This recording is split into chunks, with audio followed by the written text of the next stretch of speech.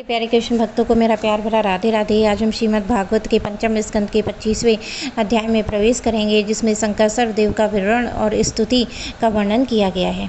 श्री सुखदेव जी कहते हैं, राजन, पाताल लोक के नीचे 30,000 योजन की दूरी पर अनंत नाम से विख्यात भगवान की तामसी नित्य कला है। यह अहंकार रूपा होने से दृष्टा और दृश्य को खींचकर एक कर देती है। इसलिए पांचरात्र आगम के अनुयायी भक्तजन इसे संकर्षण कहते हैं। इन भगवान के अनंत 1000 मस्तक हैं।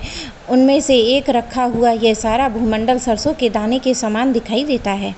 प्रलय काल उपस्थित होने पर जब इन्हें इस विश्व की उपसंहार करने की इच्छा होती है, तब इनकी क्रोधवश घूमती हुई मनोहर भ्रकुटियों के मध्य भाग से संकर्षण नामक रुद्र प्रकट होते हैं। उनकी व्यू संख्या 11 है। वे सभी 3 नेत्रों वाले होते हैं और हाथ में 3 नोकों वाले शूल लिए रहते हैं। भगवान संकर्षण के चरण कमलों के गोल गोल स्वच्छ और अरुण वर्ण नख मणियों की पंक्ति के समान दिव्यमान हैं। जब अन्य प्रधान भक्तों के सहित अनेकों नागराज अनन्य भक्ति भाव से उन्हें प्रणाम करते हैं, तब उन्हें उन नखमणियों में अपने कुंडल कांति मंडित कमनीय कपोलों वाले मनोहर मुखारबिंदु की मनमोहनी झांकी होती है। उनका मन आनंद से भर जाता है। अनेकों नागराजाओं की कन्या विविध कामनाओं से उनके अंग मंडल पर चांदी के खंभों के समान सुशोभित हुई वलय विलसित लंबी लंबी श्वेत वर्ण सुंदर भुजाओं पर अर्गजा चंदन का लेप करती हैं। उस समय अंग स्पर्श से मथित हुए उनके हृदय में काम का संचार हो जाता है। तब वे उनके मंद विहल सकुरुण अरुण और नयन कमलों से सुशोभित प्रेम मद से मुदित मुखार बिंदु की ओर मधुर मुस्कान के साथ सलज्ज भाव से निहारने लगती हैं। वे अनंत गुणों के सागर आदि देव भगवान अनंत अपने अर्मेश और रोष के वेग को रोके हुए वहाँ समस्त लोगों के कल्याण के लिए विराजमान है। देवता, असुर, नाग, सिद्ध, गंधर्व, विधारद और मुनिगण भगवान अनंत का ध्यान किया करते हैं और उनके नेत्र निरंतर प्रेम मद से मुदित, चंचल और विहल रहते हैं। वे सुललित वचनामृत से अपने पार्षद और देवयूथों को संतुष्ट करते रहते हैं। उनके अंग पर नीलांबर और कानों में केवल एक कुंडल जगमगाता रहता है तथा उनका शुभग और सुंदर हाथ हल्की सी मूठ पर रखा रहता है।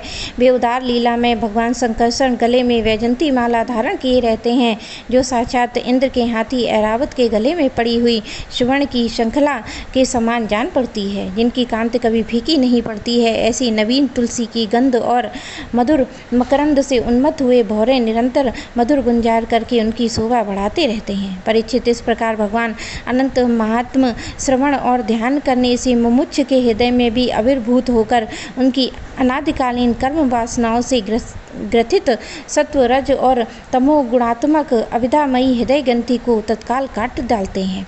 उनके गुणों का एक बार ब्रह्मा जी के पुत्र नारद जी ने तंबुरु गंधर्व के साथ ब्रह्मा जी की सभा में इस प्रकार गान किया था, जिनकी दृष्टि पड़ने से जगत की उत्पत्ति, स्थिति, प्रलय के हेतुभूत सत्वादिक प्राकृत्य गुण अपने अपने कार्य में समर्थ होते हैं, जिनका स्वरूप ध्रुव और अकृत है, जो अकेले होते हुए भी नानात्मक प्रपंच को अपने में धारण किए हुए हैं। उन भगवान संकर्षण के तत्व को कोई जान कैसे सकता है, जिनके कार्य कारण रूप सारा प्रपंच भास रहा है। अपने निज जनों का चित्त आकर्षित करने के लिए जिनकी वीरतापूर्वक लीलाओं को परंपराक्रमी सिंह ने आदर्श मानकर अपनाया है, उन उदार वीर संकर्षण भगवान ने हम सब पर कृपा करके यह विशुद्ध सत्व में स्वरूप धारण किया है। जिनके सुने सुनाए नाम का कोई पीड़ित अथवा पतित पुरुष अकस्मात अथवा हंसी में उच्चारण कर लेता है, वह पुरुष दूसरे मनुष्यों के भी सारे पाप को तत्काल नष्ट कर देता है।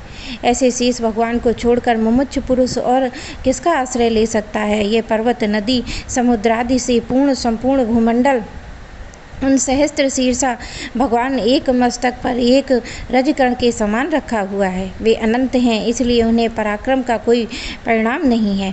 किसी के 1000 जीवे हैं तो भी उन सर्वव्यापक भगवान के पराक्रमों की गणना करने का कौन साहस कर सकता है। वास्तव में उनके वीर अतिशय गुण प्रभाव असीम है। ऐसे प्रभावशाली भगवान अनंत रसातल मूल में अपनी ही महिमा की स्थिति स्वतंत्र है और संपूर्ण लोकों की स्थिति के लिए लीला से ही पृथ्वी को धारण किए हुए हैं। राजन, भोगों की कामनाओं वाले पुरुष की अपने कर्मों के अनुसार प्राप्ति होने वाली भगवान की रची हुई ये गतियाँ हैं। इन्हें जिस प्रकार मैंने गुरुमुख से सुना था उसी प्रकार तुम्हें सुना दिया है। मनुष्य को प्रवृत्ति रूप धर्म के परिणाम में प्राप्त होने वाली जो परस्पर विलक्षण ऊंची नीची गतियाँ होती हैं वे इतनी ही हैं। इन्हें तुम्हारे प्रश्न के अनुसार मैंने सुना दिया है। अब बताओ क्या सुनाऊं। मेरे प्यारे कृष्ण भक्तों को मेरा प्यार भरा राधे।